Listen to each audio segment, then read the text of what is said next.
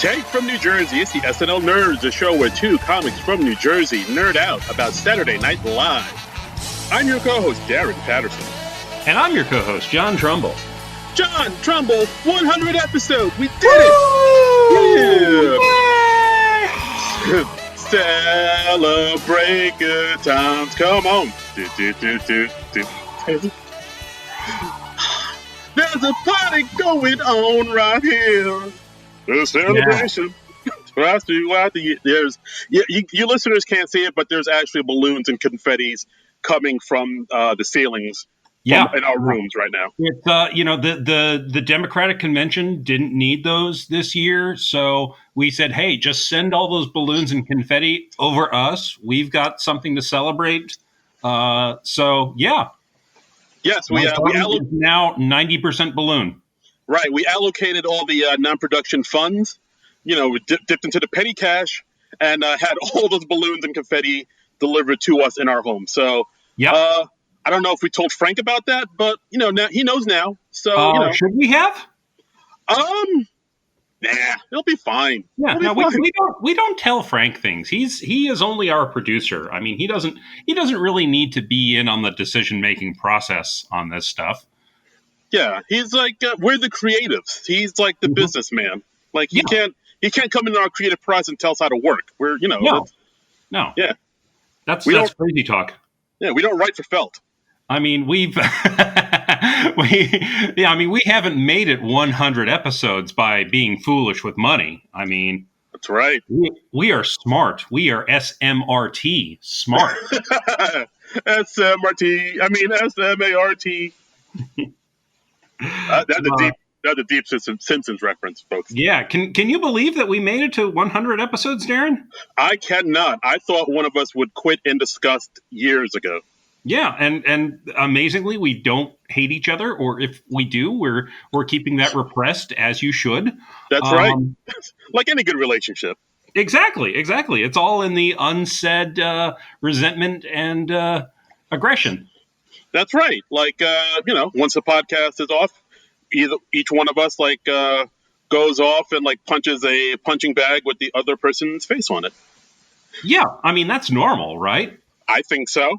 Works out. It's a good workout, and you get out the aggression, and it's very healthy. I think. Absolutely. That will never come back and bite us in the ass. Nope, I don't see it happening. So we're coming up on 2 years of doing the podcast and 100 episodes. This is cool. This is exciting. And I'm still enjoying it. It's still a fun thing to do. It's still a thing I look forward to every week. I hope you feel the same. Yeah, absolutely. I mean, we still have a ton to cover as far as SNL goes. We could always go to SNL movies, old SNL episodes. We could dip into the archives, and hopefully, maybe they'll be putting out new episodes of SNL. Maybe in September. That's the dream. That's the dream. I don't know. I mean, I feel like, if they were going to do it and come back in September, I feel like they probably would have announced it by now. I think. Maybe they're still figuring it out themselves. I mean, who knows? Yeah.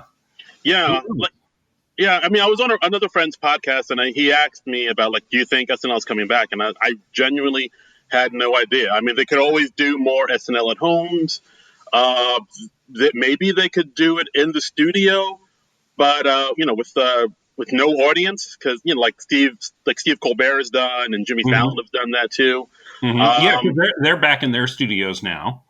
Yeah, although, I mean, I don't know what, live sketch comedy would look like without an audience, but, I mean, I'm sure they could find a way to work around that. I genuinely have no idea. No one at NBC has said anything, so, we're in the dark, guys. I have no idea what to expect at all. Yeah, Lauren has not called us to be like, boys, what do you think? What should we do? Yeah, Lauren has our number. I don't know why he's pussyfooting around. Call us in. I don't know. Yeah. I mean, I guess he wants to wait until it's something really major to get our take on it. Yeah. We're the heavy guns. When shit really goes down.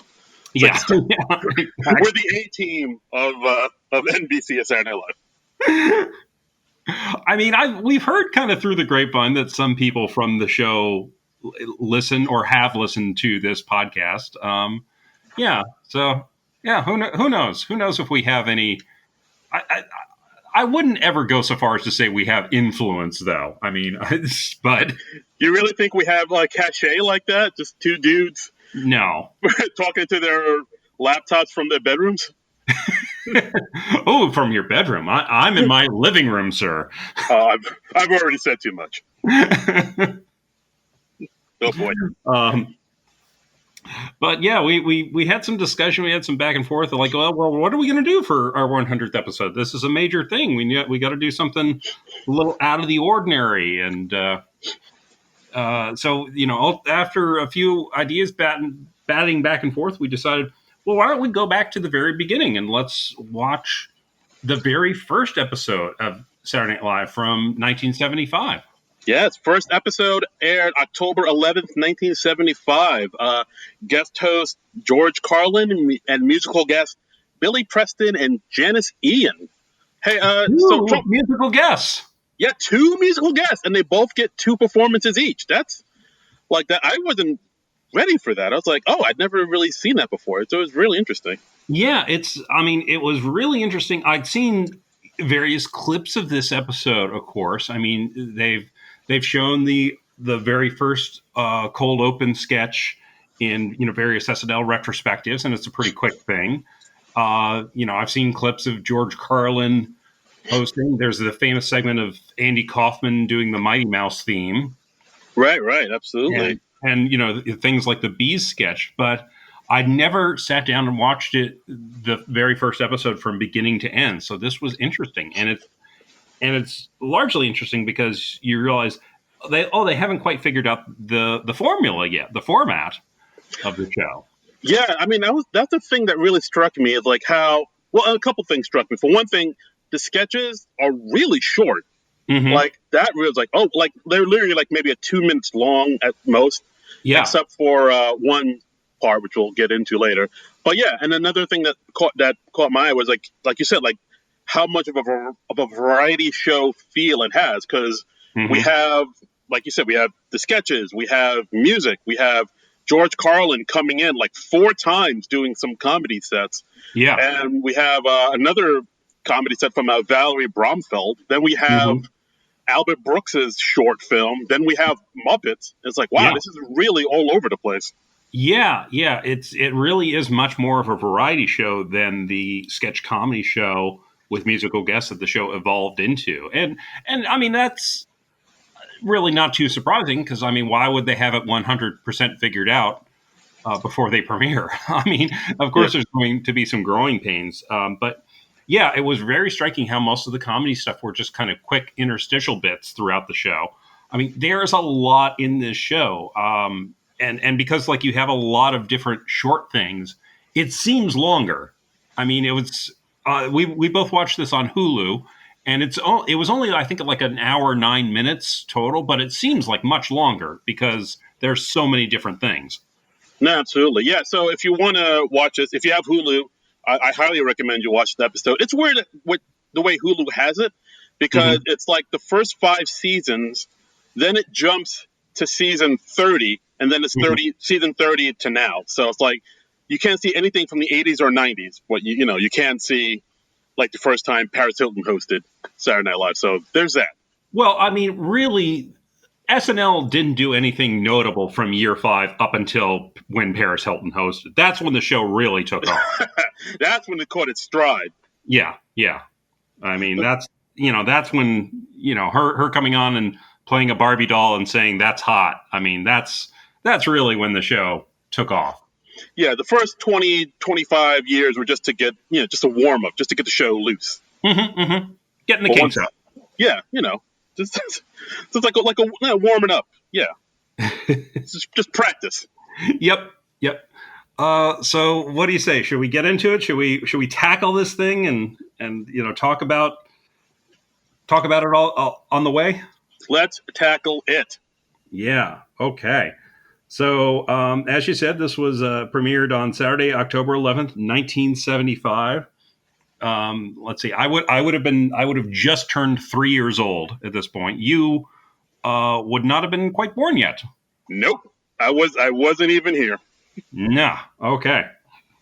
So we start out with a cold open with Michael O'Donoghue and John Belushi, and you've probably seen this in many SNL retrospective special with Michael O'Donoghue teaching John Belushi English.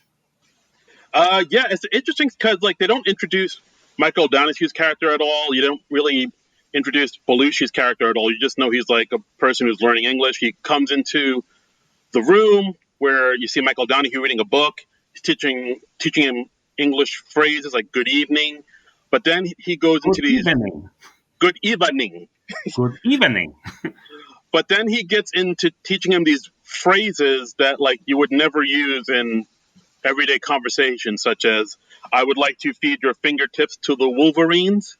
I would like to feed your fingertips to the Wolverines. I am afraid we are out of badgers. Would you accept a Wolverine in its place? I am afraid we are out of badgers. Would you accept a Wolverine in its place? Hey, Ned exclaims, let's boil the Wolverines. Hey, let's boil the Wolverines. And it's just constantly talking about Wolverines for some reason. Sure. And then Michael O'Donoghue's character has a heart attack, clutches his chest, and falls to the ground. Yeah. And then Belushi's character, kind of shrugs his shoulders, like, "Oh, okay." Then he pretends to have a heart attack and falls down to the ground too. And big laughs from the audience. Yeah. Then Chevy Chase comes out, kind of breaks the fourth wall, and he seems to be like a stagehand with a headset on, and he comes out talking to the microphone, says something into his headset, looks into the camera, and says, "Live from New York, it's Saturday night." Yeah. Yeah. I mean, funny first sketch. Yeah, gives you a nice feel for the offbeat show that is about to follow. Yeah, it definitely sets the tone. It's like, it's just so. I mean, it's strange, but there's still like it's pretty hilarious. It's pretty funny there. It's funny. It still holds up. I mean, it's not any kind of topical humor. It's just funny, absurdist humor, and that still works beautifully. Since we watched A Futile and Stupid Gesture, I can't help but think of the scene in that movie where they have what's his name? Doug Kenny. Yeah, Doug Kenny and his girlfriend. They're watching the television, and she's like, "Someone let Michael O'Donoghue on live television." So I couldn't help but think of that. And I think Michael O'Donoghue, if I remember correctly, he's credited as one of the not ready for primetime players at the beginning of the show. Yes, I was gonna mention that. Well, two things here. Like when they go into the opening credits, we see it's not called Saturday Night Live. It's called NBC's Saturday Night. Right. Because they want to avoid confusion with ABC's Saturday Night Live with Howard Cosell. Right. Which they called their cast the Ready for Primetime players, I believe. Right. And Bill Murray was in that cast, if I remember correctly. Ooh. But Saturday Night Live was always the title that Lorne Michaels wanted for his show. So when that other show was swiftly canceled, he just adopted that name and started calling it. But they still, of course, kept the by then iconic Live from New York at Saturday Night opening. But yeah, it just says NBC Saturday Night. And when they go into the opening credits, they just say starring George Carlin, who is that host. So it's very unusual to have the host listed first from our perspective today. Right, and then they go and they list the comedians, Andy Kaufman and Valerie Bromfeld. Then they list the musical guest, Billy Preston, Genesee, and then they list they list the lineup of the not ready for primetime players. In that lineup, you see, like you said, Michael O'Donoghue's name and George Coe. Yeah, George Coe, he was a cast member. But this was like the only episode where he was credited as a cast member. He did make a number of appearances in the first season of SNL. I think they cast him just because they thought, oh, well, we need an older guy to play a judge or a senator or something like that. And then I think eventually they realized, well, maybe we don't need that. See, I heard that they wanted to cast him because like the network kind of wanted him in there because he was like, an older, like he was like an old, like a company man, I guess. Or like he was like kind of part of the network.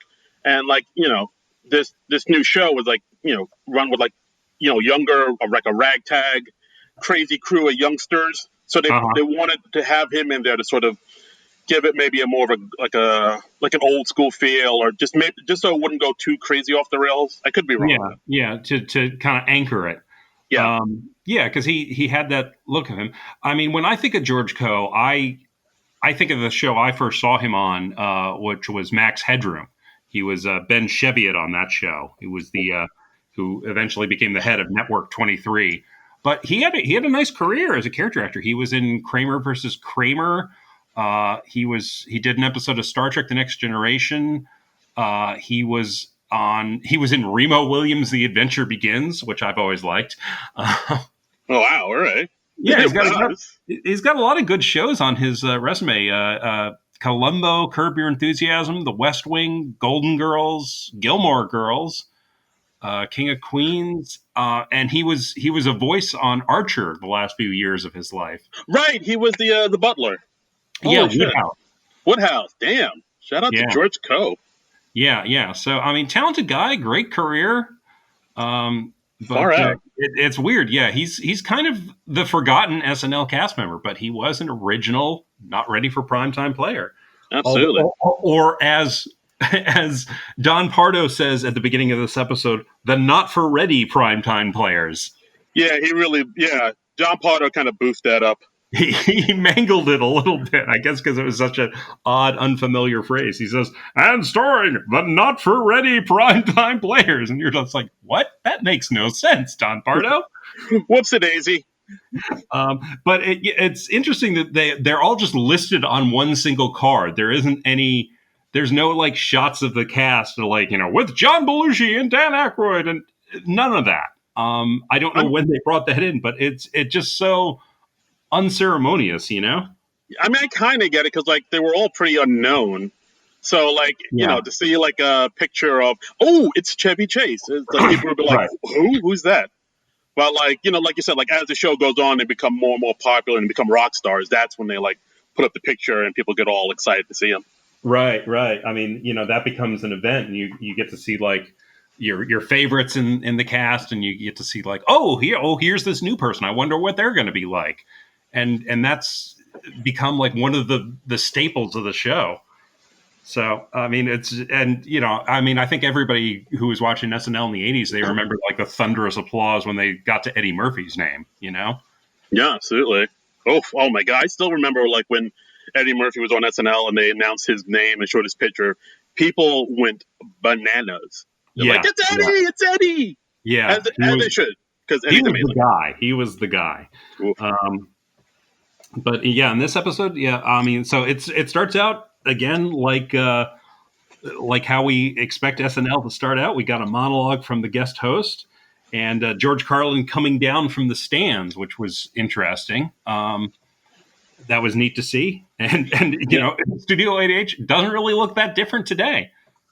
Not really. It's pretty much the same. It's pretty much the same vibe. Pretty much the same setup. Well, actually, no. Mm-hmm. With Carlin, like I noticed, like the stage was kind of more in the middle of the audience. It seems like he was more surrounded. That's true. But I mean, and it's a really young George Carlin. He did not have any gray hair, man. Yeah, no. His hair's all brown. He's all like looking like a rock star. It turns out George Carlin wanted to wear a T-shirt, but network executives wanted him to wear like a suit. So, like as a compromise, he wore like a vest and a jacket over a T-shirt. So, if he'd been in like pastel colors, it would have been a very Miami Vice kind of look. Oh my God! What could have been? But George Carlin, he comes out. He doesn't really talk about the show or what it's going to be. He just kind of does his regular stand-up act, and he did one of his classic routines: football versus baseball. Right. Basically, he talks about, how football is like an American sport, and he talks about how America is basically like Europe Junior, where like football is all about ground acquisition. It's like like let's take over their land, let's take over their property, right. And and then but in football you're taking their land, but it's at 10 yards at a time. basically. Yeah, So yeah. And it's football is very strategic and technical, and baseball is just very simple. Like in football, you penetrate the enemy's territory and do this. In baseball, the object is to go home, and it's one of the classic Carlin routines. yeah. I mean, I'll admit something right now. I haven't gotten too much into Carlin's stuff, which as a Uh-huh. comedian, I know that's like sacrilege to say because for most if you're a comic, you're supposed to know George Carlin stuff and Richard Pryor stuff. Those are the two comics that are like most Hmm. comedians idolize. But I, for that reason, just kind of skipped over me, just know about Carlin. But like after watching this episode, I was like, oh, maybe I should get into George Carlin stuff because he has some really great jokes here. Like, Oh yeah, I don't know if you guys knew this, but this George Carlin guy, he's pretty funny. he's going to go places. He's going to go places. He's really Yeah. good. Like, I mean, we'll get into it later, but he has this one bit about religion that, like, I really dug. I was like, oh shit, I got to get I got to get into this guy. Apparently, Yeah, yeah. he's the bee's knees. Check him out. He's got some good stuff. I also was very struck because he doesn't do that thing that amuses me so much when they have comedians hosting the show these days, where they deliver their monologue using a hand mic, which of course they don't actually need, except just because most comics are comfortable and used to having a hand mic. So, but Carly didn't have that, and he used his hands very well. He was not thrown at all by not having a hand mic. Dude, I didn't even notice that until you just mentioned it. Yeah, he does. Wow. That's, again, another reason why I need to get into George Carlin. He can do comedy without a mic. That's unheard of. But I guess that was just kind of the standard way that you did comedy on like a talk show or whatever back in those days. I don't remember anybody ever getting like a hand mic when they were on like the Tonight Show or the Dinah Shore show or something. I guess it was more like free. Yeah, just keeping your hands free and you're able to get through it like that. But Yeah, I think that was just a skill you had to develop back in the day. right. Oh, and also another thing if you watch this episode, you'll notice George Carlin not in any of the sketches. That's true. He doesn't mix in with the cast at all. The cast is kept kind of segregated, for lack of a better word. They do their own thing, and Carlin does his thing, and he comes back throughout the show to do more stand-up sets. According to what I found out, it seems like Carlin he backed out of. Like they wanted him to be in the sketches, but he lost the nerve and backed out of the sketches. He said he admitted he was in another world on cocaine at the time. So okay, well, I mean, it was 1975. You were allowed to be in another world and cocaine at the time, right? So like he just backed out of the sketches, so the other cast members had to fill in for him, and like he just stayed with doing his stand-up act, which he was more comfortable with doing. Yeah, stayed in his comfort zone.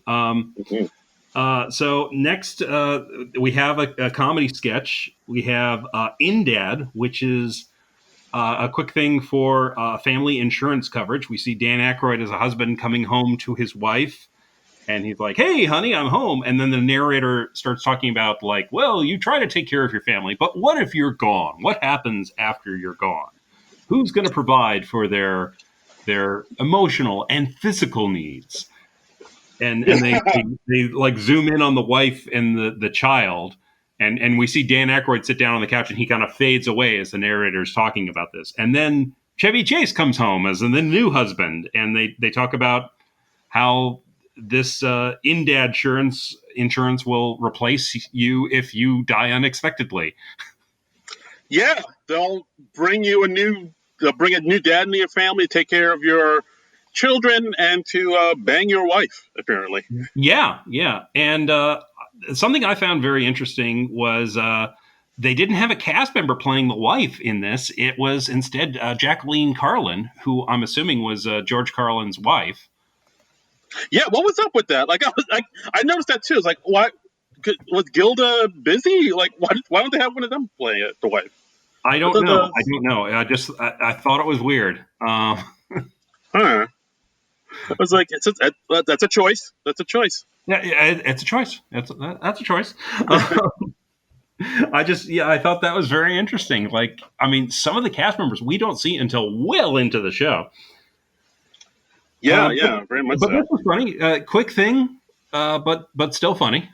Yeah, super short. Like a lot of these, like I said before, a lot of these sketches are like like as I was writing the description, Mm-hmm. the sketch was over. Yeah, I yeah, was like, oh shit, what? It's over? yeah. I mean, it is very abrupt, much like Chevy Chase replacing Dan Aykroyd as the husband and slapping his photo over Dan Aykroyd's face in the picture with the wife. But still funny. Still But funny. it's nice when a sketch doesn't overstay its welcome. Yeah, absolutely. Just in and out, bing bang boom. Mm-hmm. And next, we had Billy Preston doing his first musical segment, "Nothing from Nothing." Yeah, the great Billy Preston, just really like some high energy performance here. Like you Yeah, see him, he's out like just rocking that keyboard with the looking like all like Barry White with the ascot and his perfectly coiffed hair.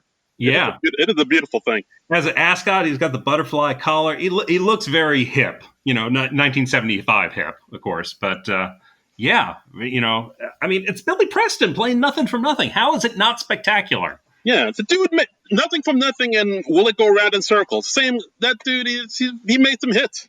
And this was actually, I'm reading, number one on the Billboard Hot 100 for 1 week in October 1974. So it was a hit song from a year before.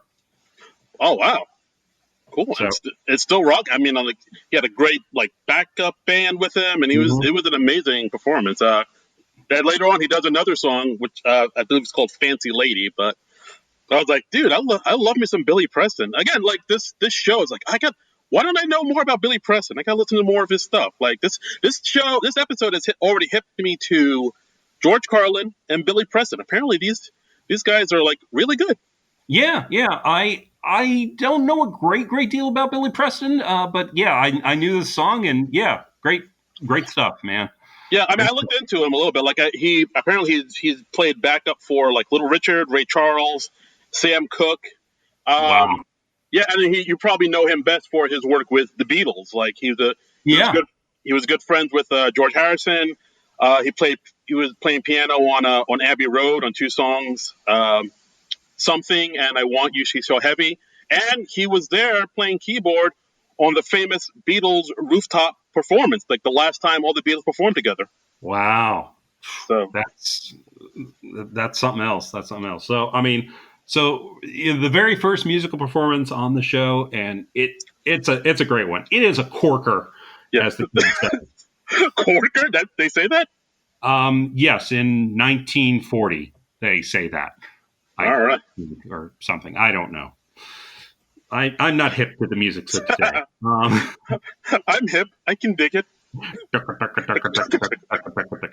Oh. So next we had another quick sketch, a courtroom scene with George Coe as the judge, Jane Curtin as the witness, and we quickly realized that it apparently is a rape trial. That great comedy sketch subject, rape trials. It's pretty hilarious. with Chevy Chase and Garrett Morris as the lawyers on either side, and they're asking Jane Curtin, well, can you describe what the man said to you, like before he dragged you into the alleyway? And she's very flustered, very nervous, and she can't really bring herself to say what this gentleman said. And so finally they say, well, okay, what if we have her write her down, because this is just very important to the case. So let's have her write it down on a note. And she writes what was said to her down on the note. They pass the note to the judge. The judge passes the note to Chevy Chase. He passes it to Garrett Morris. Everyone reads and reacts. And then they pass it along to the jury. And we see in the jury box some notable faces. The big one that I noticed was Richard Belzer. What? Shit, how did I miss that? The Bells is in the jury box. Richard Belzer was actually the show's warm-up comedian that night. Dude, you're good, because I totally missed that. Oh, yeah, God. I mean, I can spot a Belzer at 50 feet, my friend. Wow. Well done, sir. Well done. Yeah. And although I didn't spot them, according to Wikipedia, Tom Davis, writer, and talent coordinator Neil Levy were both also jurors in the jury box in this sketch. Oh, far out. Yeah, but we see them passing the note from juror to juror. We see it go from Dan Aykroyd to Jim Belushi to Gilda Radner, and then Jim Belushi passes the John note. Belushi. John Belushi. I'm sorry. Why did I say Jim Belushi? I don't know. Oh my god! Oh my god! John Belushi. The Belushi we like. Oh shit! Shots. Now we'll never get Jim Belushi on this podcast. I know. Shots fired. Shots fired. Damn.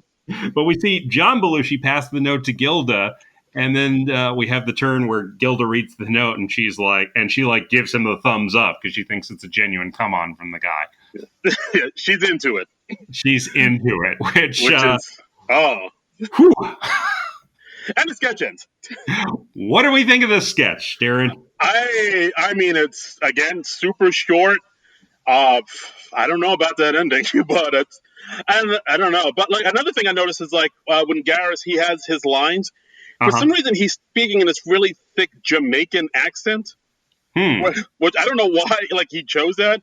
He's like, objection, Your Honor. Like really thick, like the dude from Futurama. And I was like, all right, well, I guess it's a choice. I don't know if I noticed that, honestly. I think I was fixating on Jane Curtin's big hair. She's got like a big kind of bouffant thing going on. And she's got some big hair in another sketch too. So nice wig game on Jane Curtin in this premiere episode.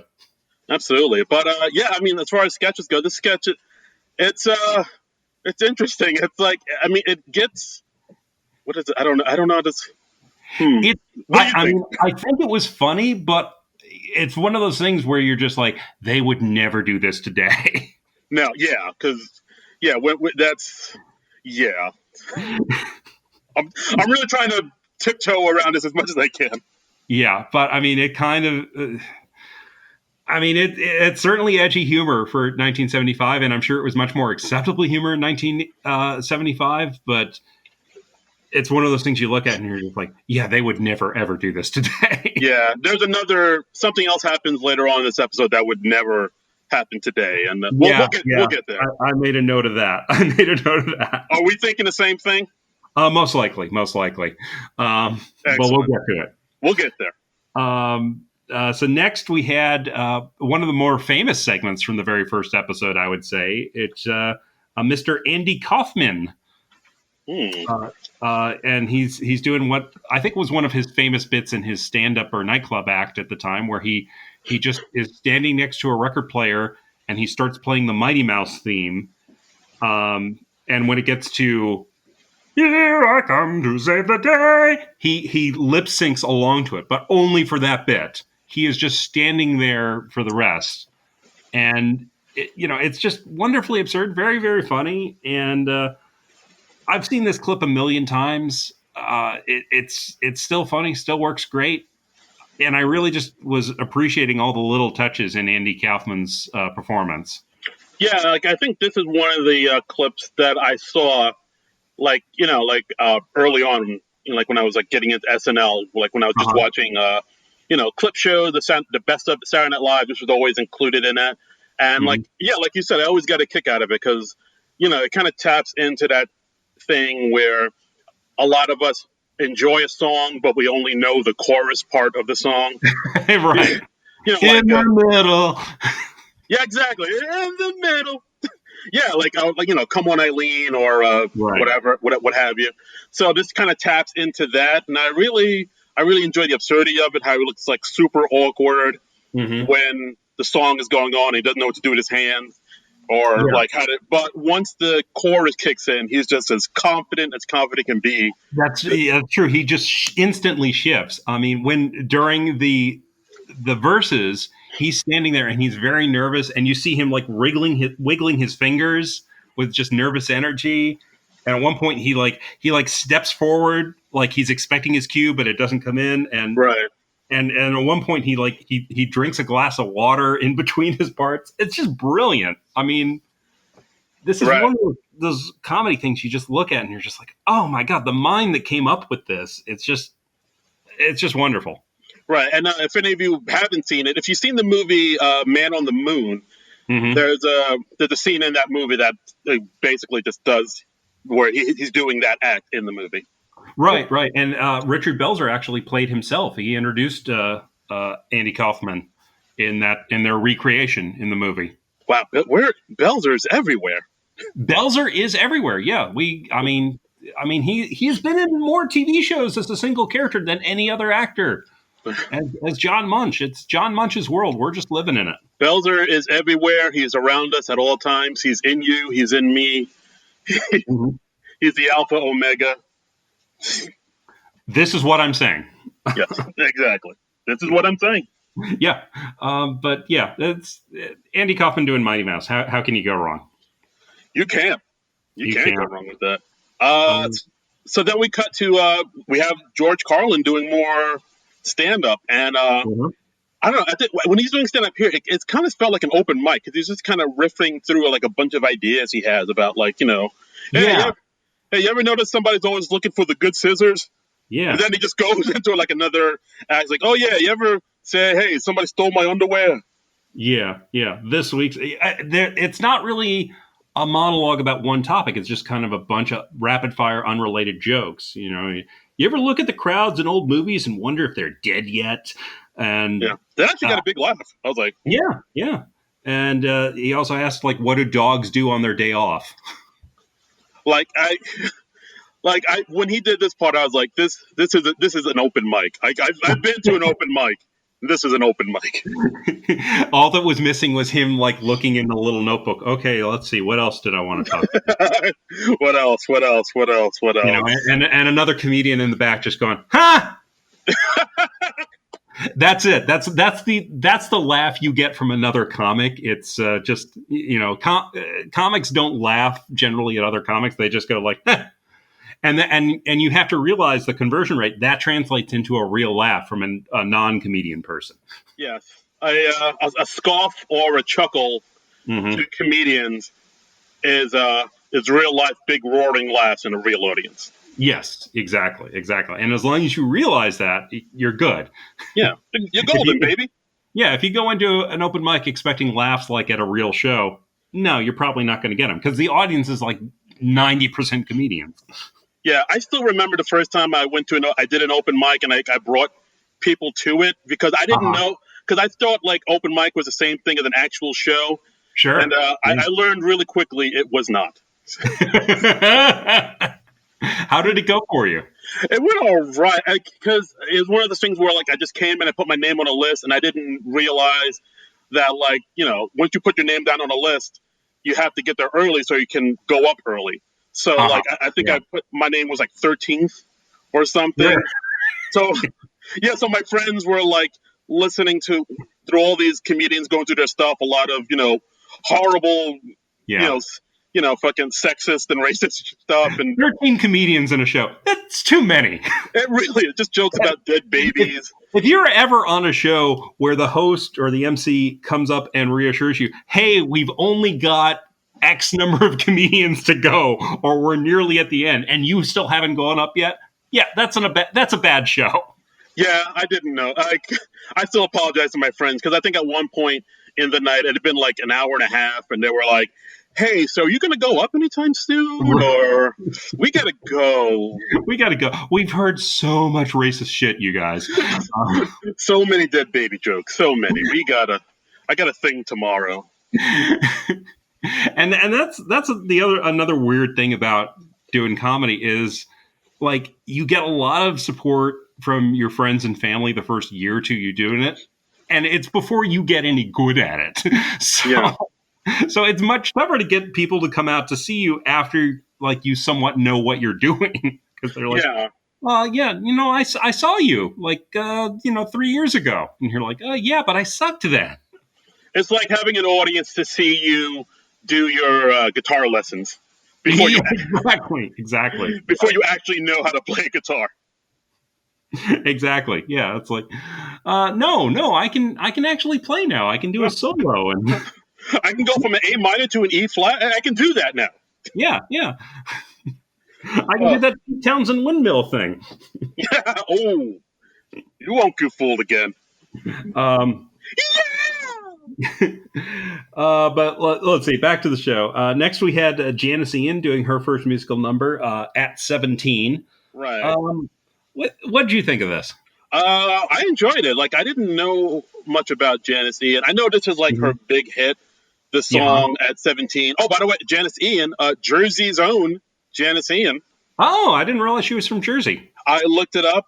She was born in New York City in Manhattan, but she grew up in a farm in Jersey. But then I think she went to college not college, and she went to high school in beautiful East Orange, New Jersey. So, Ooh, well, yeah, Jersey strong. Uh, okay. but as far as Janice Ian, I enjoyed this. It's an interesting contrast from Billy Preston, definitely, because Billy Preston is Mhm. like high energy, up, up, up, let's party, and Janice Ian is the exact opposite of that, just very mellow, moody folk music. Uh, Yeah. this song at 17 is basically about being a 17-year-old kind of misfit loser who's not one of the popular kids. Kind of reminded me of like Radiohead Creep or Weezer in Dreams, just that like kind of folksy emo music, Uh-huh. which I dig. Yeah, I got to say, I wasn't too nuts about this. Like you, I wasn't terribly familiar with Janice Ian. I knew her name, that was about it, and I think I, might have known she was a folk singer. I thought this was just, it was like this quiet song. It never really seemed to kick in to me, so I wasn't nuts about this one. All right, fair enough. Yeah. But yeah, it's a very mellow Sunday afternoon. Kind of, hey, let's have some nice tea and reflect type of Hmm. music. And according to IMDb, Lorne, Or Lauren, Lauren Yeah. Michaels wanted to have Carole King and Stevie Wonder as a musical guest for the show, but I believe they could. It looks like they both couldn't make it.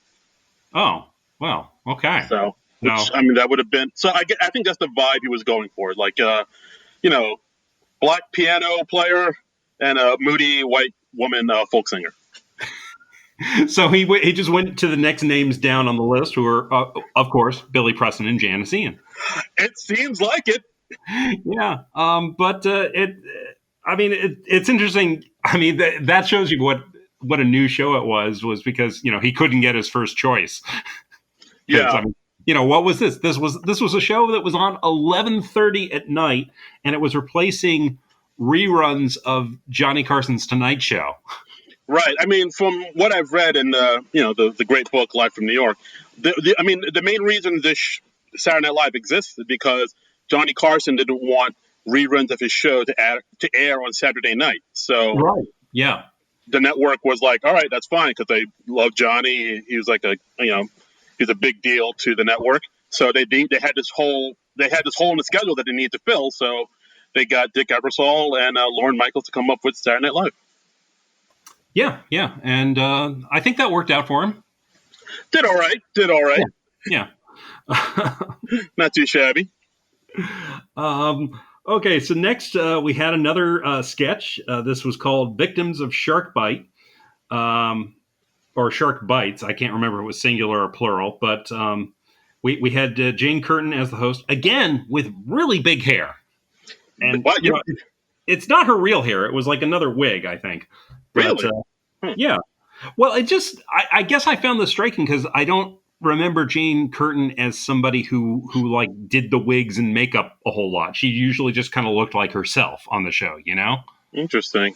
So I found this striking. And she's talking to John Belushi as a fellow whose arm got bit off by a shark, and she's like asking him details about the story. Right. Yeah. So basically, we see John Belushi with one arm. He's like, "Oh yeah, I lost my left arm. Getting bit by a shark. So ever since then, I had to, use my right hand for everything." And then Yeah. Jane Curtin says, I had to learn how to eat, had to learn how to shave with my right hand. And "Right, exactly. Yeah, we do everything with my right hand." So then Jane Curtin says, "Well, how long has it been since you lost your left hand?" And then he counts on his fingers, saying, "Oh, I think it was like 3 or 4, weeks ago." And as he counts on his fingers, you can see he clearly does have his left hand, and it's yeah, attached he, to it. he pulls his left hand out from under his jacket. His jacket was just kind of the left sleeve was lying loose off his shoulder, and he pulls out his finger to count off the ears. Quick, simple gag, but cute. And then, she calls him on it, and then he's like, "Oh no, it was my leg. My leg got bit off, and his leg is he's got his right leg folded under his left." And she's like, "No, you have your leg just folded under there." This was cute. Yeah, and then it ends, and that's it. It's just like, I mean, the one part I did like about it, like when Jane calls Belushi out on it, it's like, no, you have your arm, it's right there. Jane has like a certain like disdain for him that like clearly come through, and it come through all the more when you know that Jane really didn't like Belushi. Yeah, well, Belushi, by most reports, was apparently kind of an ass to the female cast members because he didn't feel that women were funny. Yeah, that's with Gilda Radner being the notable exception. And like when he was reading a sketch that was written by a female writer, he would give less than his best effort. And yeah, I mean, he was kind of a dick, it sounded like. Yeah, but that's so weird where he says he thinks women aren't funny except for Gilda. So just by that, you're thinking Gilda's funny. So maybe women aren't funny.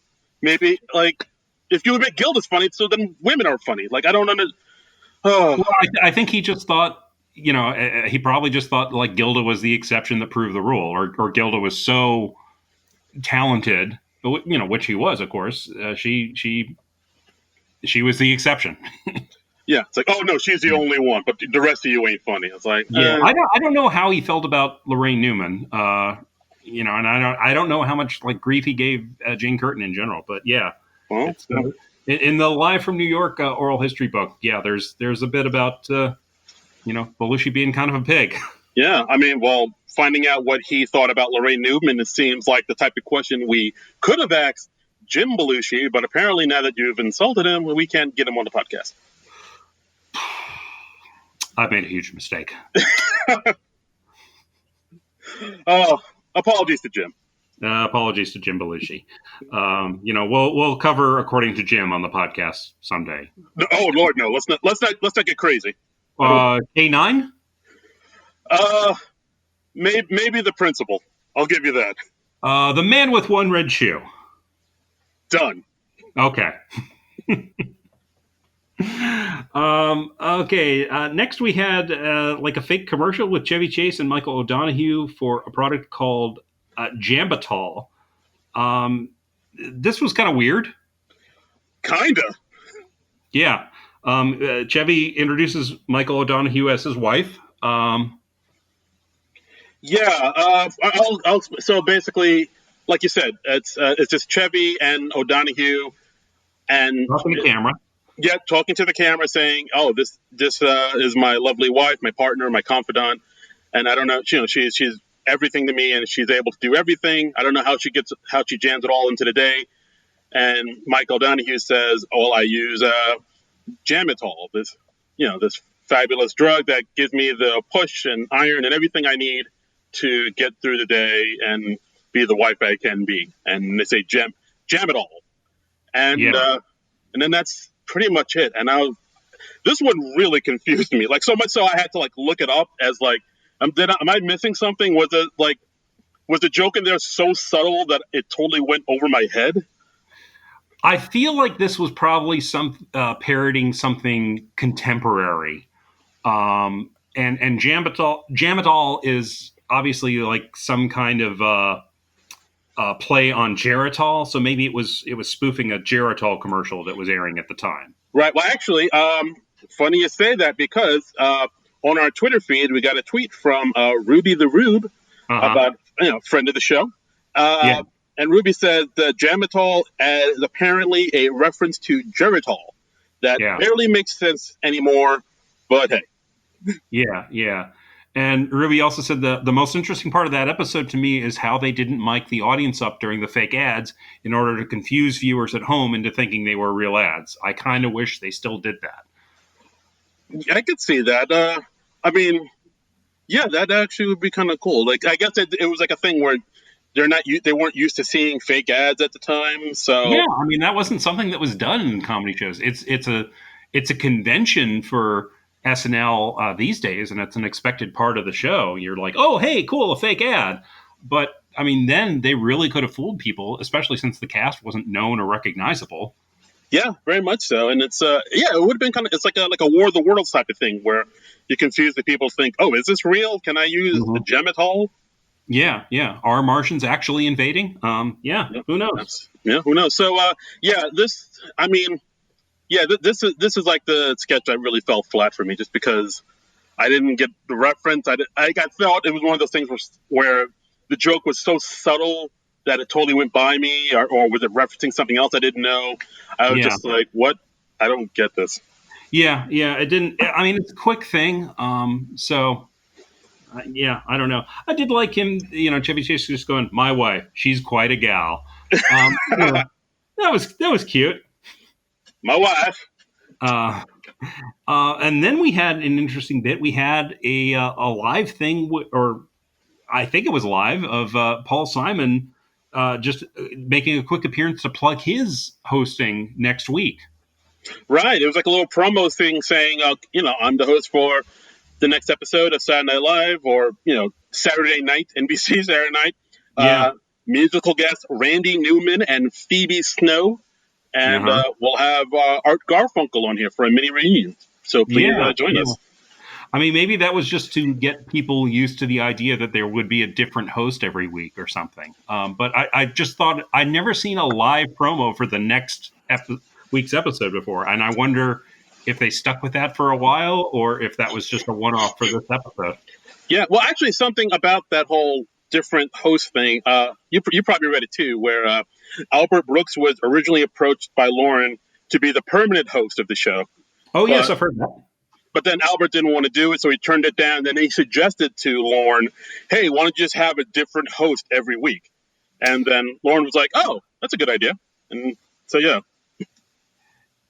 That's amazing. I mean, just to think an offhand comment by Albert Brooks just really became such a seminal part of the show. That's unbelievable, man. Yeah, so he didn't want to be the permanent host, but he agreed to write and direct short films. So the whole thing where each episode is a different host, you got Albert Brooks to thank for that, people. That's and Albert Brooks, I mean, his place in comedy history is already secure, but I mean, but that in addition to all the other great stuff he's done, that's wow. Yeah. That's something else. Albert Brooks is really, like, if you've ever seen Real Life or Defending Your Life, I highly recommend you guys watch, because like Real Life was just ahead of its time. Like, you look at that now and it's like, oh, this is what's happening right now. It's pretty incredible. Yeah. Oh, yeah. Yeah. It really anticipated the whole reality TV movement. And I mean, and, his performance in broadcast news. I could go on about Albert Brooks. Yeah, he's great. He's somebody I need to watch more of his work, though. Definitely. Yeah. I feel like he very, gets very funny follow on Twitter, too. Yeah, absolutely. Oh, he's still a hilarious dude. He's still got it. So next we had let's see. It was a thing called Weekend Update with Chevy Chase. It seems to be some sort of parody of a news program. Like the Daily Show? Yeah, I guess so. Yeah, I don't really know what the deal is with that. Doesn't seem to be something the show stuck with. Seems interesting, but all right. Yeah. But it's interesting to watch the first thing, and it's of course the first Weekend Update host is Chevy Chase, and he's very much, they were much more consciously parodying the format of the news in this, Right, very much so. I mean, I didn't know if, because I was kind of wary about this, just because I didn't know if would they be mentioning things that I wouldn't know about, just because they always mention things that happened at that time. But I got to admit, he had some solid jokes in here. The Jimmy Hoffa joke I liked quite a bit. Oh, yeah, he's always going to be the cornerstone of our organization. That's a great joke. Yeah, that's a solid joke. I was like, oh, shit, all right. I think my favorite was the U.S. Postal Service has issued a stamp commemorating prostitution. It's a 10-cent stamp, but if you want to lick it, it's a quarter. That got a huge pop. I was like, oh, shit, all right. Yeah. And then he cuts to a segment with Lorraine Newman playing a reporter. First time we've seen Lorraine Newman in the show, by the way. Right. And she's reporting on a murder at the Blaine Hotel in the city. And it's just like the latest in some vicious murders that have happened at the Blaine Motel. Not really a funny segment in and of itself, but we get a callback to it in a few minutes. Yeah, like that when that segment came on, it was like pretty straightforward. There were no jokes in it, saying, yeah, there's been some grisly murders here happening at the Blaine Hotel, and it's, this is like the 30th, just this place is the death trap. It's just horrible. And then there's no jokes in it at all. And then they go, but I did like Lorraine Newman. She's doing a very nice job of like that news reporter cadence, like, a tragic murder at the Blaine Motel. And, I really like the voice and the character work she was doing in that. So tip of the hat to Lorraine Newman there. Absolutely. No, great stuff. And then they cut to another commercial where it's this close-up of a pair of hands. And it's a commercial about arthritis, how people have arthritis in the hands. It hurts. It's a pain. But you should try this new miracle drug called triopenin. Triopenin, yeah. And it's this bottle of pills called triopenin. And we see the hands, trying to open the bottle of triopenin and not being able to. And the final shot is just the bottle smashed open because they couldn't get the top off the bottle. And ha, ha, ha, ha. And then when they come back, right before they come back to the newscast, they say, guests of Saturday Night Live stay at the glamorous Blaine Motel or hotel in the city. So that was very cute. Yeah, it's like, oh, I see what you did there. It's the long joke. All right. Yeah. I mean, I kind of enjoyed this. They're playing with the format a bit. Yeah, like you rarely see that anymore. So like when stuff like that comes up, I'm like, oh wow, all right. I dig it. Like I wish they kind of do. I wish they would kind of do stuff like that nowadays, like where they would just kind of have a setup for a joke with no punchline, but then the punchline would come later, and it'd be like, oh, okay, I made the connection. And sometimes, like something like that, it can hit you all the harder because you were waiting for it. I mean, I think the last time I can really remember the show doing something like that was when Zach Galifianakis hosted, and he was talking about like having guests over, and all through the sketch he's talking about edits and changes he wants to make, and then later in the show you see this very hastily edited version of that with all the dumb ideas that he had throughout, and very, very funny. Yeah, Daryl's House. Guys, watch. Daryl's House. Yeah, go on YouTube and watch Zach Galifianakis' Daryl's House. That sketch. I mean, finish listening to the podcast first, but then go to YouTube and watch Daryl's House. Yeah, don't do it now. But like, watch Daryl's House is like a marvel. Like, I look at that, I was like, God damn, how did they do that? Especially when you realize, they had to literally edit that on the fly, because it was like basically the setup sketch, and then they did another sketch in between, and then they came back, and we see the edit, and it's just amazing. Just bravo. Yeah. But short weekend update segment. It certainly wasn't as long as it would later become on the show, and it's not really the centerpiece of the show that it is today. Yeah, no, these sketches are super short. The weekend update is short. Like everything is just like. It's like very, like you said, like it was like an hour-long show, but like it's very. There's a lot of meat in here. There's a lot of material. It's very condensed. Yeah. Next, we had probably the most unusual segment in the premiere episode of SNL, a segment with the Muppets. And this is the longest. This is like the longest sketch too. Yeah, that's true. But it's the Muppets, but it's not the famous Jim Henson Muppets that you think of with, Kermit and Miss Piggy and all that. These are original Muppet characters that were created for the show, and it's a recurring sketch called The Land of Gorch, which is it takes place on sort of this alien landscape, and they're like these bubbling tar pits.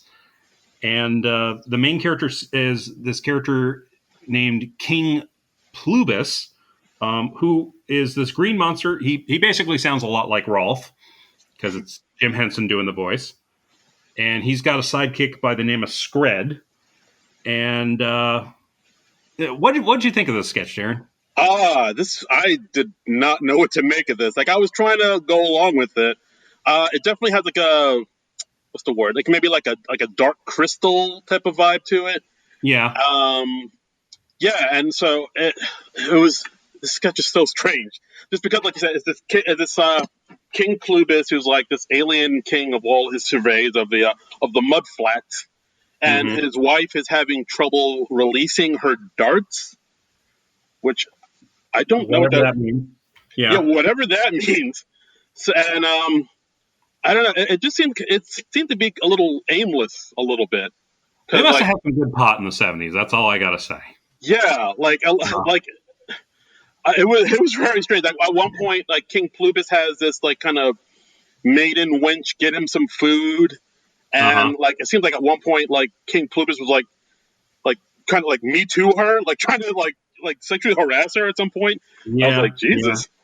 It's these the Muppet designs. They're kind of ugly and unappealing. I mean, it's yeah. There's a little Dark Crystal in there. There's a little Fraggle Rock in there, but not as appealing as either of those. Definitely not as funny as the Muppets either. Um, and the audience is largely silent throughout this segment. They aren't. They don't seem to be digging it. Yeah, like from what I heard, I don't think because like from what I've heard that this stuff wasn't written. I mean, it was written by the SNL writers, but like Yes. it's the thing like we've talked about it before. I don't write for Felt, where the SNL writers really didn't want to do this. They really didn't want to write for these Muppets, so they gave them, Yeah. I guess, like their D material. Yeah. I find it amazing that Jim Henson was letting outside writers write a Muppet thing for him. Um, that seems very unusual. I found an entry about Land of Gorge on Muppet.fandom.com, which is a Muppets wiki, and they have a quote there from SNL writer Alan Zweibel. He said, "Whoever drew the short straw that week had to write the Muppet sketch. The first time I met Michael O'Donoghue, I walked into Lauren's office and I look into a corner of the room, and there's a guy I learned was Michael O'Donoghue. What was he doing, you ask? He had taken Big Bird, a stuffed toy of Big Bird, and the cord from the Venetian blinds, and he wrapped the cord around Big Bird's neck. He was lynching Big Bird, and that's how we all felt about the Muppets. Whoa. Uh, Franken and Davis and I were the rookie writers, and the others always rigged it so we were the ones who wrote the Muppet sketches. So I went over to Jim Henson's townhouse on like 68th Street with a sketch I had written. There was one character named Scred, Seek, and I remember we're reading the sketch. Jim Henson's reading the pages, and he gets to a line and says, "Oh, Scred wouldn't say this." And I look, and on a table over there is this cloth thing that is folded over like laundry, and it's Scred, and it's like, "Oh, he wouldn't, but he wouldn't say this. Oh, sorry." um, Yeah, I mean, this sketch. I don't. I felt like it. I liked it looked good. Like the set was amazing, and I feel well, yeah, like this the could have. performances are good. Yeah, yeah. It's just not very funny. And this was something that it went on through the April of 1976, and then by then Jim Henson had made a deal to produce the Muppet Show over in England. So the Muppets were officially let go from the show's regular cast. It says all the Gorge sketches from the second half of the season revolved around the idea that the Muppets had been fired and were trying desperately to get their jobs back. In 1983, Jim Henson commented on what happened behind the scenes at Saturday Night Live. Henson says, "I saw what Lorne Michaels was going for, and I really liked it and wanted to be a part of it, but somehow what we were trying to do and what his writers could write for it never gelled. When they were writing for us, I had a feeling they were writing normal sitcom stuff, which is really boring and bland. Yeah, it just never gelled with the particular writers we were working with, but at no time did I ever lose my respect for the show. I always liked what they were doing." Um, and these Muppets they're largely forgotten these days, but apparently they do pop up in in the Muppet movie in like the big crowd of Muppets at the end of the Rainbow Connection finale. Ooh, You can see them. yeah. Because I do like the Muppets. I do feel like these these sketches could have been something if it was written by people who wanted to to to, to do something with these sketches that cared about it, but like because they were done by like writers who really didn't care about it. You just don't really care about it. It feels like basically like when you're going out with your friends and your mom says, "Hey, make sure you bring your little sister with you," and you're like, "Oh man, I gotta bring her." It's like this feels like a tag along, this sketch, and that bums me out because it couldn't have been. It could have been good if you cared about it. It's a very slow sketch. You don't really get a good sense of the characters. Towards the end, they go to this tiki idol looking thing that's called the Mighty Favog, who sounds kind of like Bert. Yeah, no, definitely. Yeah, and so that I found amusing was how there are only so many Muppet voices, so the main character sounds kind of like Rolf, and then the idol character sounds like Bert. Yeah, I believe the idol was voiced by Frank Oz, if I'm not mistaken. Yeah, it was Jim Henson, Jerry Nelson, and Frank Oz. So like the quintessential Muppet performers. But yeah, for whatever reason, this just didn't quite work. Yeah, it just doesn't. It don't gel, and it's I don't know. It could have been something, but no one on SNL really wanted it there, so it just kind of fizzles. Yeah, and it doesn't really fit with what the show became. Yeah, it definitely kind of messed with the pacing of the show too. It's like because it is the longest sketch in the show. Yeah, that's true. Next, we had George Carlin doing monologue number 3. If you're keeping count at home, he's more riffing, more jokes. At one point, he actually does say, and I got a big laugh out of this, where he says, "Hey, have I done these jokes before tonight?" Yeah, because he's going through his routine, but it's not going over that great. So yeah, he just stops and like berates the audience briefly, which is pretty exceptional to see on a live show. Yeah, and then he says, like, he's talking about how come there's no blue food. Mm-hmm. He also says he never understood jumbo shrimp. Those two words don't go together. It's like military intelligence. Yeah, which is it's become such a cliched joke now. You forget that originated with George Carlin. Yeah, it's like, and when he said that, it's like everybody goes bananas because it's like, take down the man. I enjoyed the blue food bit. It's a good bit. And sometimes even if his material isn't the greatest, his performance really puts it over the top. Yeah, no, absolutely. He sells it. He tries to sell it. Yeah, I mean, this is George Carlin. I think he's got a future in the business. I think he's going to do all right. He's going to go places. I tell you, he's going to go places. Are you saying this while you're holding a cigar and that's right? Playing with your suspenders underneath your? What Los Angeles on the line? George Carlin, he's going to be big. He's going to be big. I tell you, he's going to play a conductor on a kids' TV show. Now I just see you as like what's called the dude, the head of the studio in Three Amigos. Yeah. Okay. Next, we have Albert Brooks's contribution to the premiere. He does a short film called "The Impossible Truth," which is just kind of reporting on strange news stories. It seems like. Right. It's supposed to be like a play on those like news of the world like they used to do back in like the 40s and whatnot. Yeah, and this was all right. Again, I don't know if it really fit with the show, but it was kind of entertaining in its own right.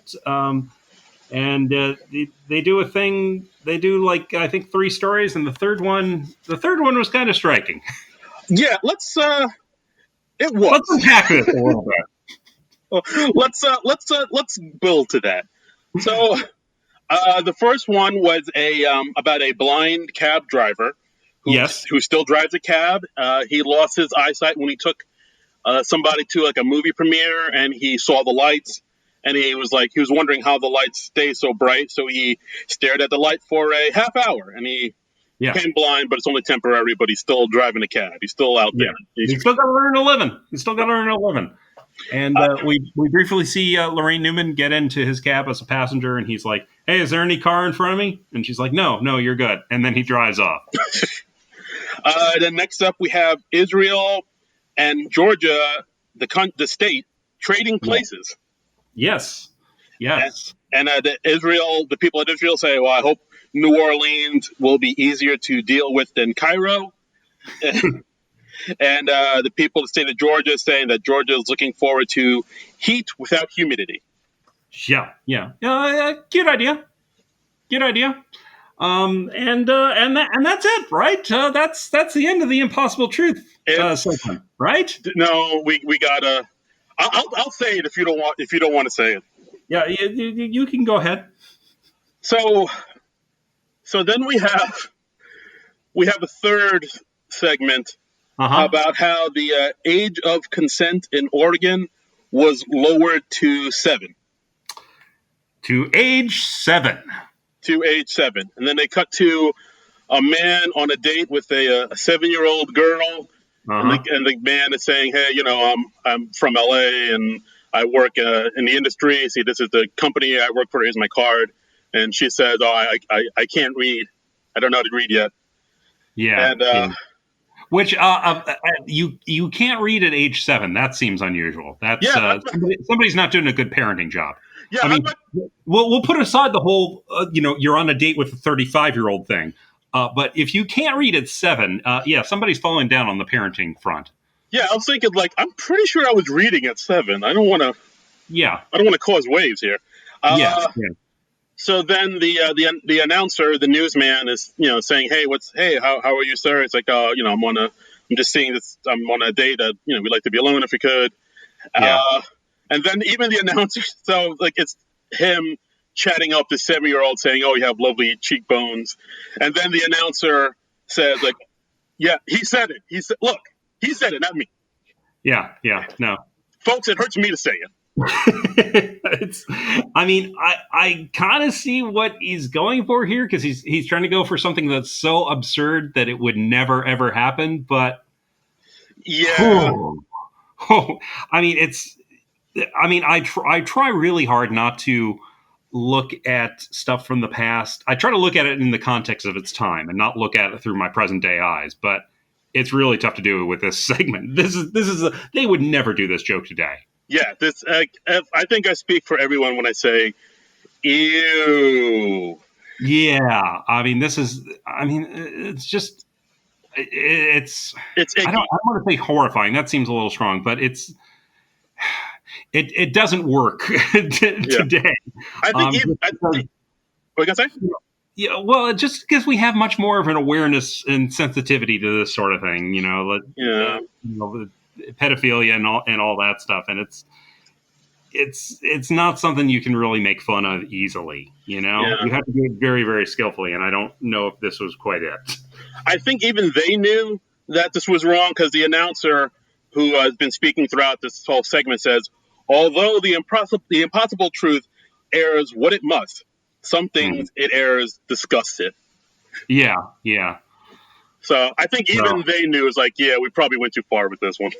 Yeah. You can't help but watch this and just go yeah. Yeah, especially after Epstein. We're like, oh no. Yeah. It's just tough to watch. Watch. I love you, Albert Brooks, but this bit was tough to watch. Yeah, I took a shower after this. I'll just say that. yeah. I took a Karen Silkwood shower. Just unclean. Yeah. I just sounded like Bert Lahr from The Wizard of Oz through the whole thing. Very wow. That's a deep cut, my friend. Next we had something that became a recurring sketch for the show. The bees, the killer bees. Yes. Although they weren't really the bees, the killer bees yet. They were just the bees. It was Bee Hospital. Yeah, again, another super short sketch. It's a bunch of people dressed up as bees in the maternity ward of a bee hospital. Yeah, and because it's 1975, none of the men are in there with their wives. They're all just pacing in the waiting room. Yeah.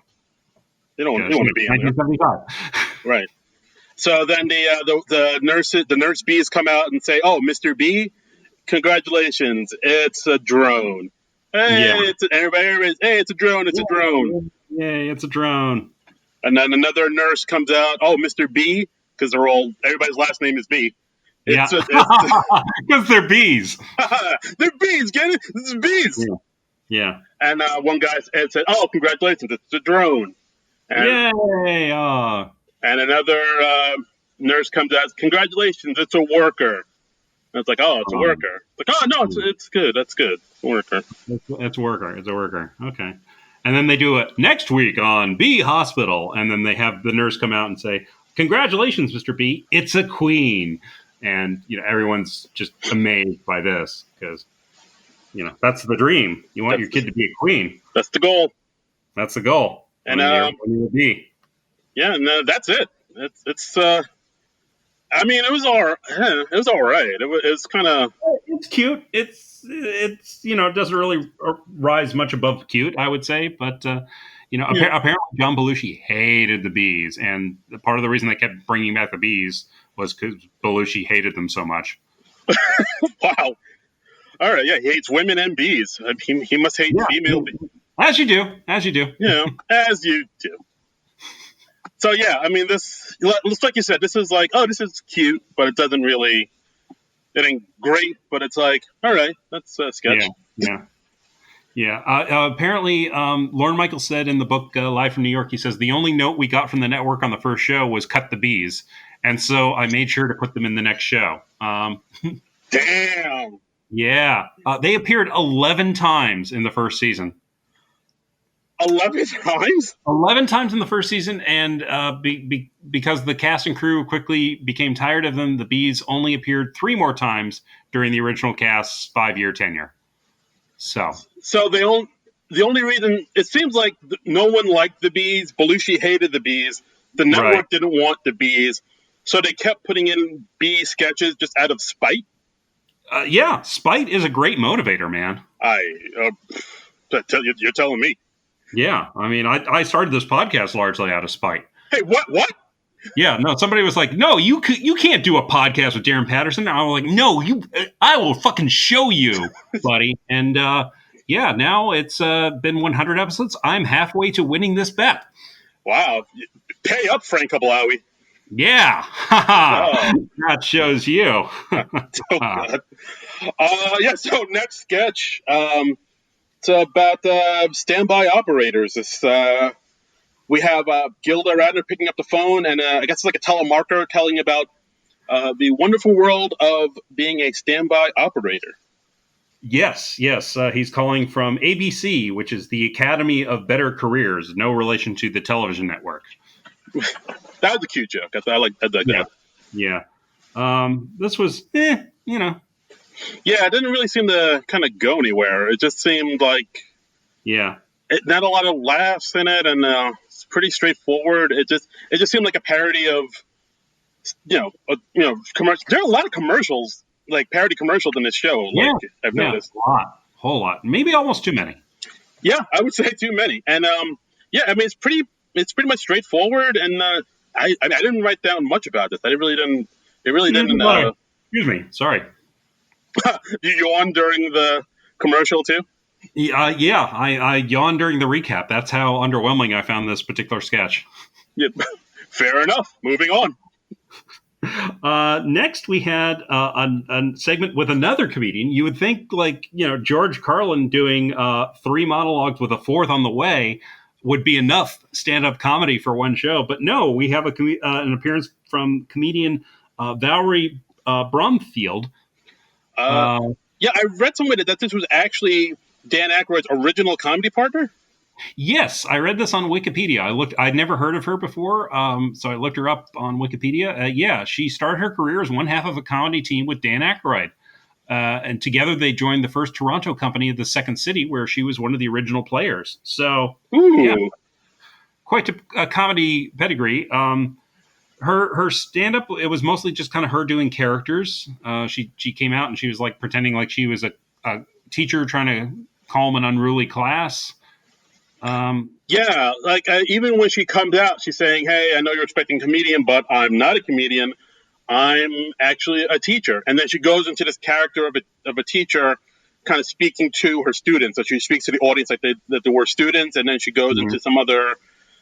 She speaks as a student addressing the class. So it's a lot of character work. It felt like a SNL audition, actually. Yeah, it kind of did. I can see that. And actually, I looked up, according to IMDb, Billy Crystal was actually supposed to be on this show. Yeah, and he was cut at the last minute. I guess cut for time. Right. So, Yeah. although according to IMDb, it said he walked out because Lauren told him that his monologue had to be trimmed by a few minutes. So, I don't know. Oh, we walked out in protest. I think so. Okay. So either he left or he was cut for time. So, either way, this was supposed to be Billy Crystal, and we got Valerie Bromfeld. Well, so this was a segment that Billy Crystal was going to be in. I believe so. Yeah. Oh, okay. I thought he was going to do another thing in addition to everything else they had in the show. But okay. So was she called in kind of last minute then? I think so. I gotta look this up. But yeah, it seems like it said, according to IMDb, Valerie was his replacement.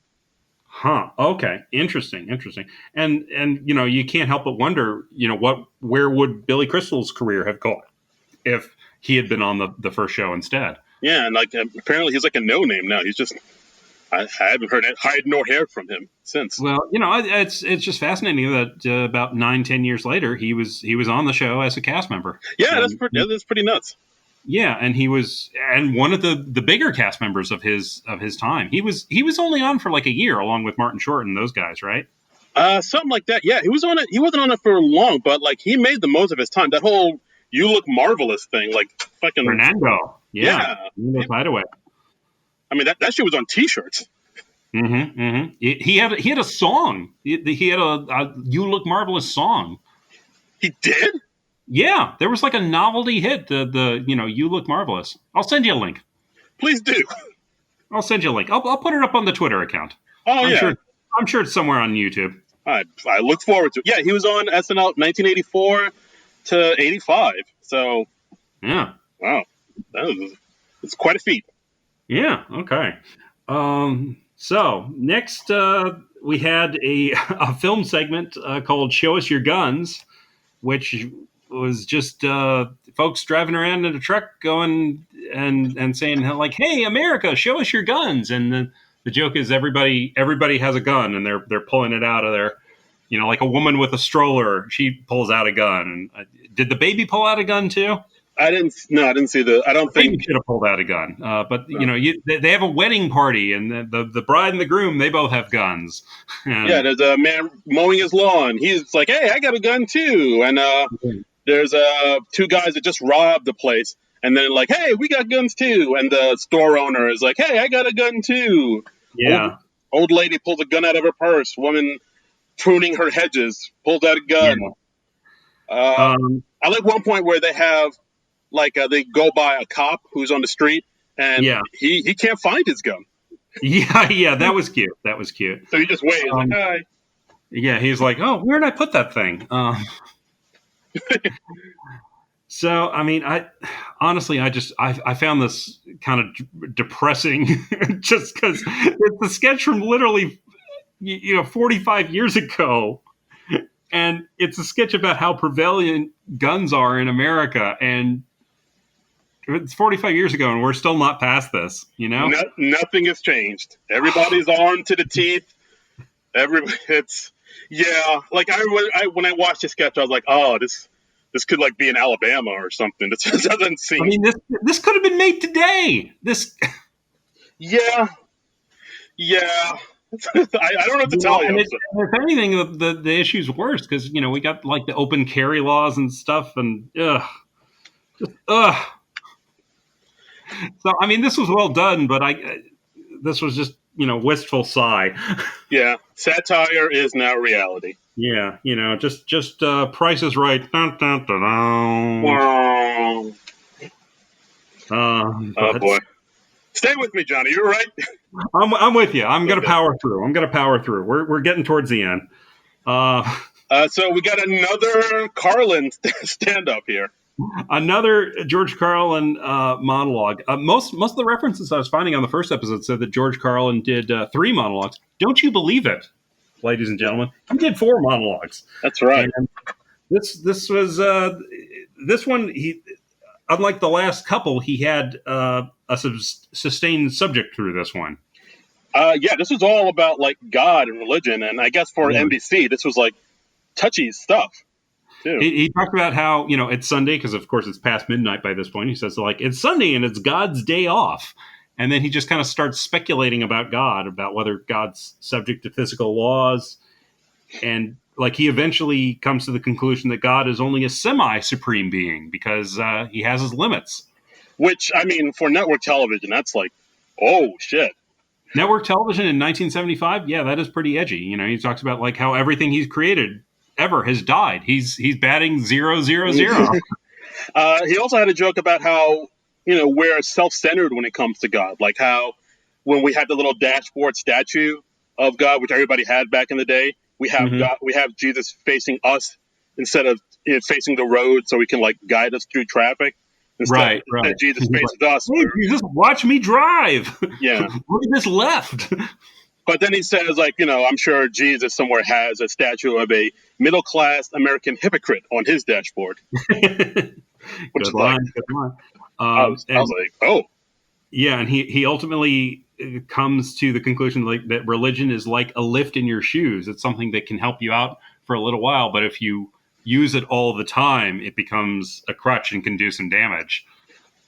Yeah, Which, like when that's the part where I was like, oh, I got to get into some Carlin. Like yeah. I mean, it's really something, and it's something to like see where he was kind of on the road, because he became, if anything, he became only more misanthropic with age, and I think he became like, I think he became kind of an outspoken atheist, if I remember correctly. So it's interesting. You see him kind of on its way to that, and I wonder if, like, him saying, like, hey, God is good in moderate doses. I wonder if that's how he genuinely felt at the time, or if that's how he felt he had to end the piece just to have it be accepted at all. That's interesting. I think I just assumed that's what he felt at the time. Like at one Yeah, point, I don't know. at one point in the sketch, he also says, like, like you said, like religion is like a lift in your shoe. Just don't ask me to wear your shoes, and let's not go down to nail lifts onto the natives' feet. Yeah. I was like, That was oh, good. oh shit, that's next level. Yeah, that's something else, man. So yeah, I was like, wow, this George Carlin guy, he's I wonder if anybody else knows about him. He's pretty good. Yeah, no. It's a brand new discovery we've made. Huh, all right, so guys, listen to George Carlin. You heard it here first. Yeah, next we had Billy Preston doing another number. He did Fancy Lady. Lady. Not much more to say about this, but man, he just cooks. He is just high like a octane, just like bam. Yeah, He just some great funk going on. Oh, it is. There's a party going on right here. Yeah, it's great stuff. I gotta look up some more Billy Preston, man. Yeah, George Carlin, Billy Preston, get on it, folks. Get on it. Yeah. Uh, Oh boy. All right, so yeah, next up, then we have the Trojan Horse home security sketch. yes. Again, one of the longer sketches of the show. This is probably the most like what you would see in a regular SNL episode these days. Yeah, very much so. So it has Radner and Belushi as a couple at home. They're about to turn in for bed, and then suddenly Dan Aykroyd breaks into their home and pulls a gun on him. And then he says, don't be alarmed, this is a simulated break-in. Yeah, he pulls off his mask and he explains he's a representative from the Trojan Horse Home Security Company. And he says, I broke into your home tonight to show you how vulnerable you are to home invasion.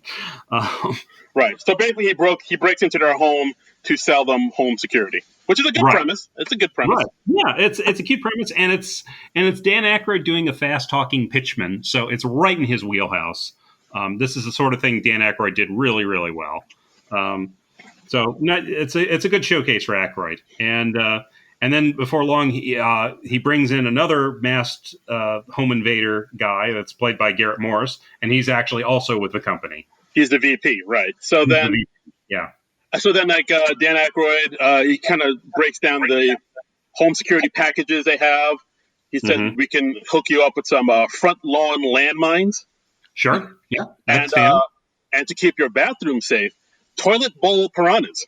Yes, yes, I like the concept of toilet bowl piranhas. So there's a thief who breaks in, and he tries to relieve himself.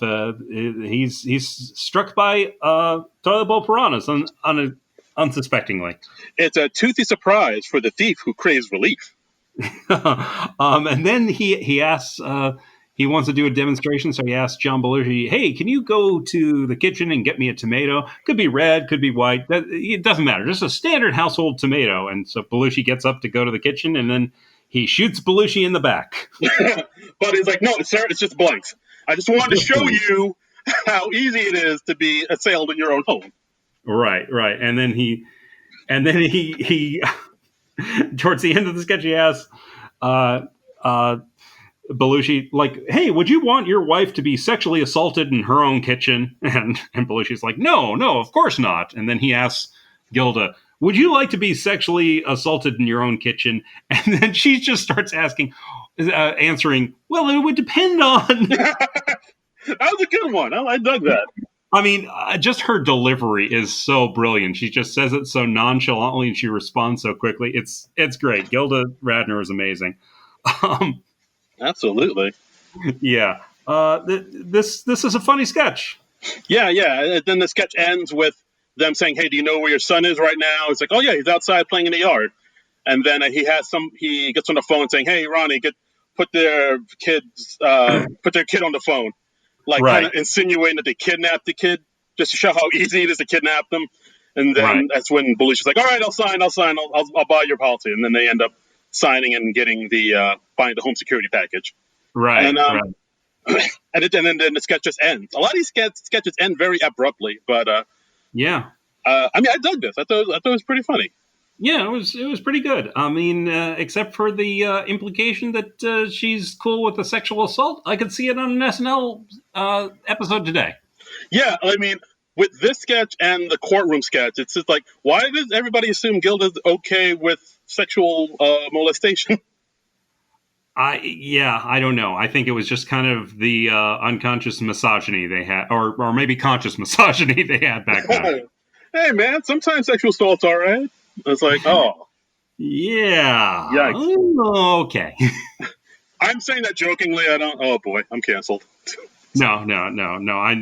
You were saying that in character as like somebody from behind the show. Right, exactly. Hey, come on. What's the bag of glass? What? Sexual assault. Hey, it's all right. Yeah. It's just like, it's one of those things you look back on and you're like, okay. you know, it's like, your uncle says something a little sketchy at Thanksgiving. You're like, oh, okay. All right. Let's just move on from there. Like, I'm just going to ignore that. Yeah. Because I don't want to get into an argument about this for the next half hour. I just want to have a pleasant Thanksgiving. Right. Next, we had another fake commercial because God knows this episode didn't have enough fake commercials. Yeah. So this one is a commercial for razor blades. And it had a pitchman selling you razor blades. First, it starts off with, caveman. Man has been looking for the perfect shave for centuries. Real quick, was this George Coe doing the pitch, or is this some other guy? The guy appearing on camera? Yeah. No, it was not George Coe. Oh, okay. All right. I still don't know who George Coe is after all this. He was the judge in the courtroom sketch. All right. I'll have to go back and look at that. So, then they have a man pitching razor blades. Like, we have all these razor blades. None of them can give you the perfect shave. So until now, we have the 3-bladed razor, where so then it shows like sort of like an animated simulation of the razors and what it does. It's like the first razor blade kind of pulls the hair back. The second one keeps it in place, and then the third one is able to cut the hair to give you a nice smooth shave. And then at the end, they say, the triple track razor, because you'll believe anything. Yeah. This is one of those things that it's funny for a whole different reason today. Yeah, very much, because they play it pretty straight. The joke doesn't come until the very last line, saying, I guess at the time, razors with 3 blades seemed ridiculous.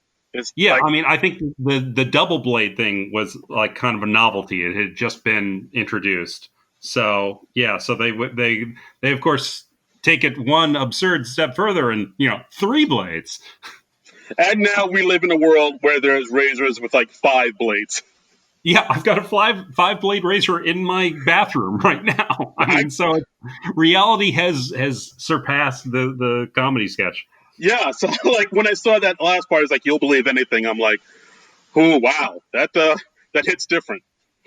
Yeah, it's just it's funny they didn't.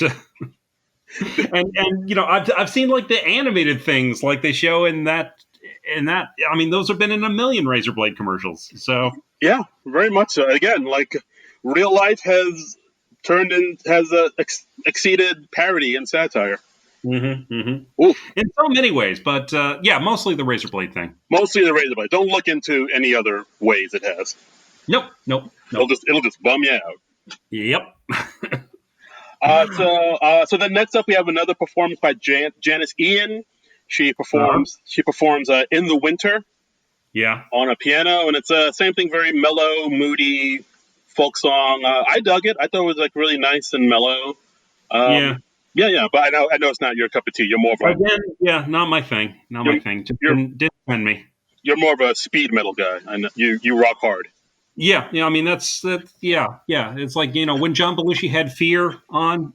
Yeah, that's my jam. Oh my god, it's like, yeah, I'm gonna throw me a pumpkin.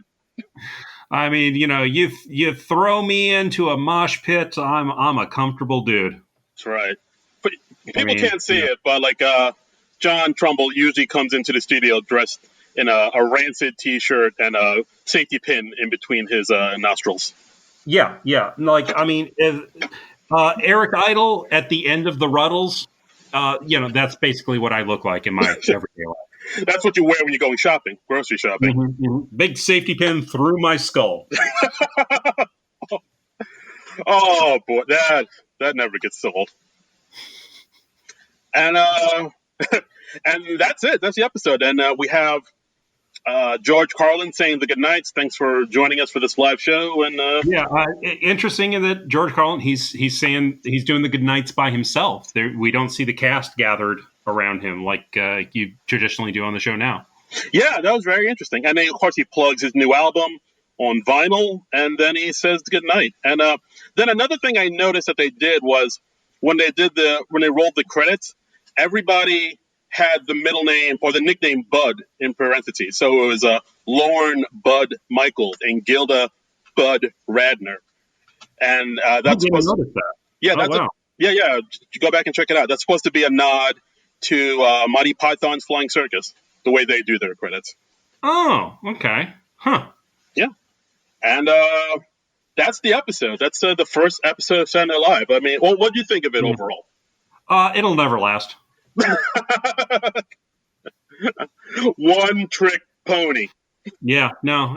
I mean, yeah, they shot their wad in the first episode. Yeah, nothing. Yeah, there's no future in this. It doesn't have the lasting power of Fridays. No way. It'll never stick around like the new show or I don't know. I'm trying to think of another sketch comedy show that Exit 57 or something. I mean, it's known Mad TV. Oh, Mad TV. I shouldn't bash Mad TV because I've honestly have seen very, very little of Mad TV, but some very funny people have come out of there. So yeah, Mad TV I don't need to be bashing Mad TV. Yeah, I mean, I know like a lot of sketch shows have come out after SNL, like trying to give SNL like a run for their money. Mad TV probably came the closest. I mean, Mad TV lasted a good long time. I think it was on for over a decade.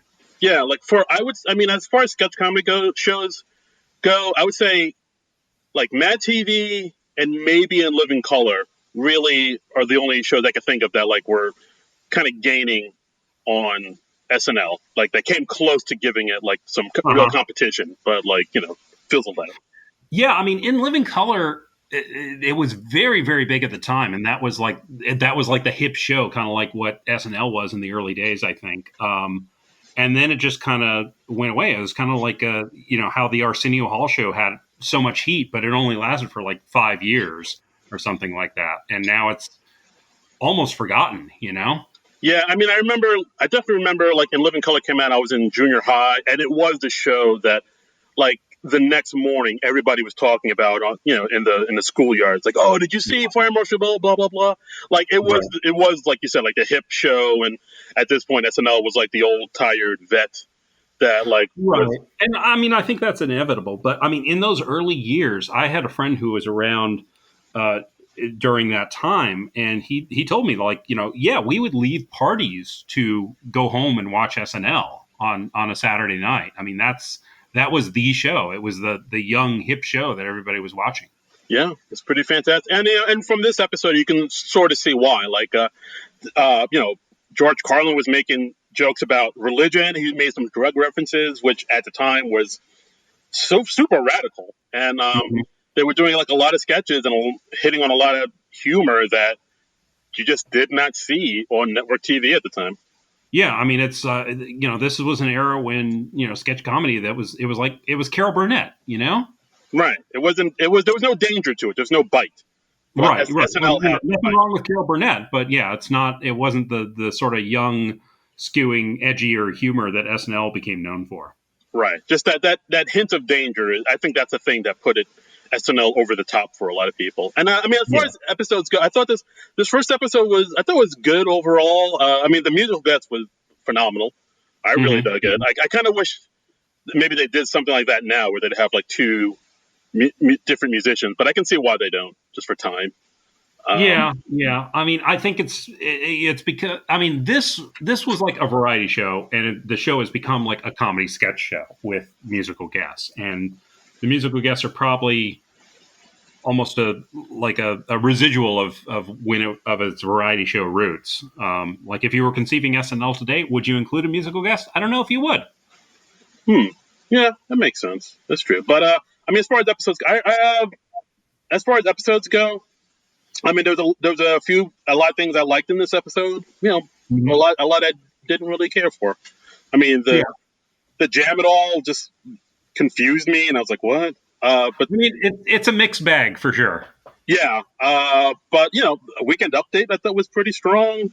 The Trojan Horse home security sketch I think was pretty good. Hmm.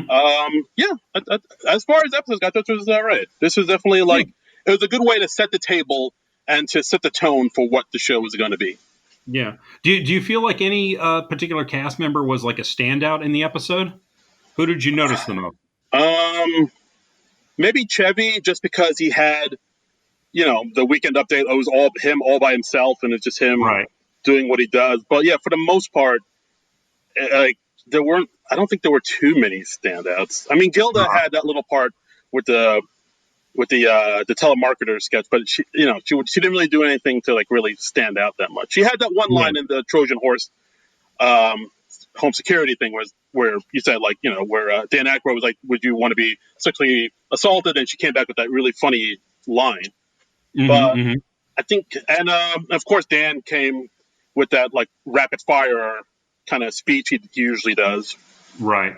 So there were like bits and moments where the cast members kind of showed what they could do, but like, Yeah, it's interesting because you see little hints sprinkled in of the show it's going to become, and yeah, it'd be interesting to watch the whole first season and just see them kind of figure it out week to week. right. Well, I mean, you can do that on Hulu. They're still up. You can see the Paul Simon episode with Randy Newman and Phoebe Snow. Because when you have Paul Simon on the show, you need a musical guest on top of that. Yeah, yeah. That was. I mean, I guess he just hosts a show because he's friends with Lauren. But Yeah, like, I don't know if he's really known for his sketch comedy prowess. yeah, yeah. So interesting. Yeah, I think it was universally acknowledged that they kind of figured things out a little more with the third episode that Rob Reiner hosted. Ooh, And that skewed a little more towards the comedy. oh, meathead. So Yeah, but I mean, as far as first episodes goes, like, part of me thought it would feel like dated, or there would be like some humor in there that I would have to maybe kind of adjust my comedic sensibilities to, just because it took place in a different era before I was born. But I mean, for the mhm. most part, a lot of the jokes, either landed with me or didn't, and I, yeah, I dug it. Yeah, I enjoyed it. It was interesting to see as a historical artifact, if nothing else, and it did make me laugh a few times. So, Yeah. I mean, the Hoffa joke I liked, and I mean, a lot of the Chevy Mhm. Chase stuff I liked. I mean, the prostitute stamp, that's a solid joke. That's a great joke. Yeah. So, yeah, overall, I think I'll tune in for another episode of this Saturday Night Live thing. Yeah. Oh, well, we'll see where it goes. We'll see Uh, where it goes. I mean, I still miss the Tonight Show reruns personally, oh, but my, my God, please, who are you telling? So we put the word out that we're doing our 100th episode. Um, Mhm. we got a few tweets. I mean, we got the one that we mentioned from our good friend Ruby the Rube, and Uh-huh. then we got another one from Steve Harold saying, "Congrats, guys! Here's to 100 more if the world survives long enough." Yeah, that's a very ominous compliment, but yeah, appreciate it nonetheless. Yes, we applaud you. Thanks, Steve, and thanks for that dark note that you ended it Yeah, on. yeah, and thanks for everyone who has listened to and supported the show and reviewed it on Apple Podcasts or told a friend about it. I mean, we really do appreciate that. Really does make a difference. And please, if keep that up. Please, if you like the show, tell a friend about it.